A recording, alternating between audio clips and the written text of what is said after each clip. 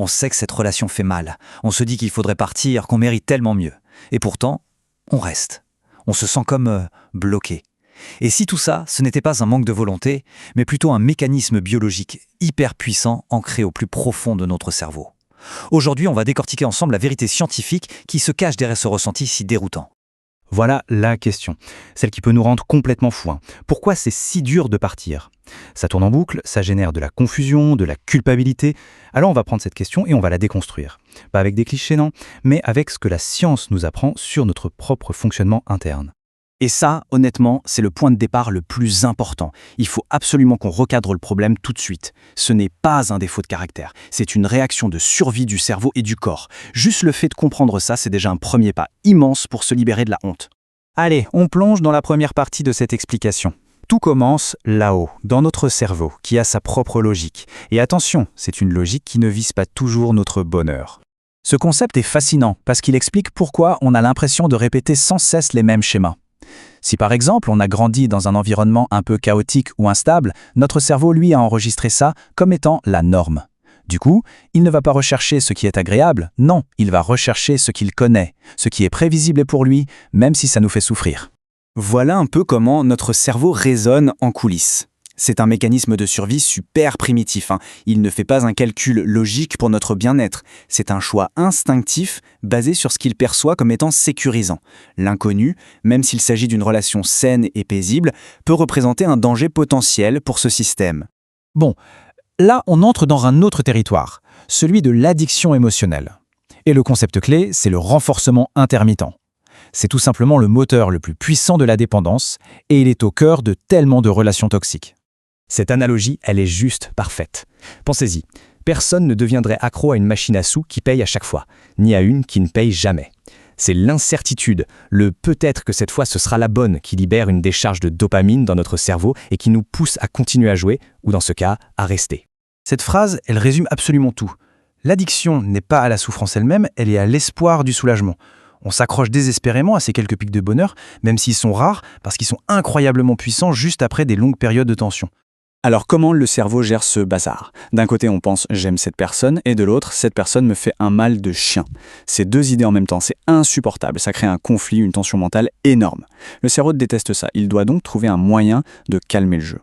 Et voilà les stratégies qu'il met en place. On commence à se raconter des histoires, on minimise « oh c'est pas si grave », on espère « c'est sûr il ou elle va changer ». On s'auto-culpabilise, en fait le problème c'est moi. Et puis il y a cette dernière phrase particulièrement vicieuse « j'ai trop investi pour partir maintenant ». Ça, c'est le fameux biais du coût irrécupérable. On continue sur une mauvaise voie juste parce qu'on a déjà trop donné. C'est une pure illusion logique. Ok, maintenant on va aller encore plus en profondeur.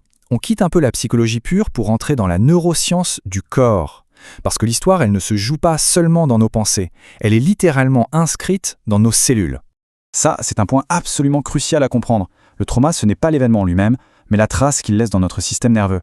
Ce n'est pas juste quelque chose dont on se souvient, c'est quelque chose que notre corps, lui, revit encore et encore. Notre cerveau émotionnel est une véritable archive sensorielle. Il stocke tous ces signaux subtils.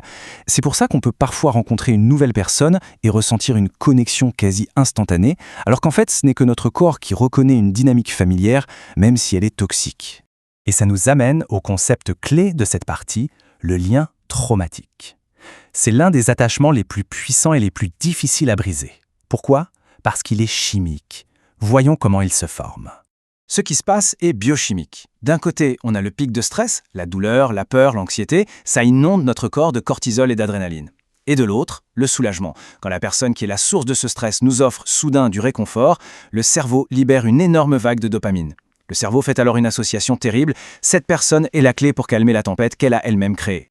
La conséquence de ce cycle, elle est profonde. Quand notre corps est habitué à ces montagnes russes hormonales, une relation calme et stable peut sembler vide, ennuyeuse, bizarrement. Notre système nerveux a appris à associer l'intensité et le chaos avec un sentiment d'être vivant, avec ce qu'on prend pour de la passion. Alors, face à toute cette biologie, on fait quoi? On est condamné? Non, absolument pas. On passe maintenant de l'explication à l'action. Car si ces mécanismes sont puissants, ce n'est pas une fatalité. L'espoir et le changement sont vraiment possibles. Regardez les choses sous cet angle, c'est profondément libérateur. Ça permet de remplacer l'auto-jugement par de la compassion. Au lieu de se dire « je suis faible », on peut comprendre « mon système a été conditionné pour survivre ». Au lieu de penser « je suis accro à la douleur », on réalise « je suis juste attaché à ce que mon cerveau reconnaît comme familier ». Ce changement de perspective est absolument fondamental. Et c'est ça le message d'espoir au cœur de cette analyse. Notre cerveau est neuroplastique. Ça veut dire que les schémas qui ont été gravés par l'expérience peuvent être redessinés par de nouvelles expériences. Bien sûr, ce n'est pas facile, ça demande du temps et souvent de l'aide, mais c'est possible. Et on termine sur cette idée qui est peut-être la plus importante de toutes.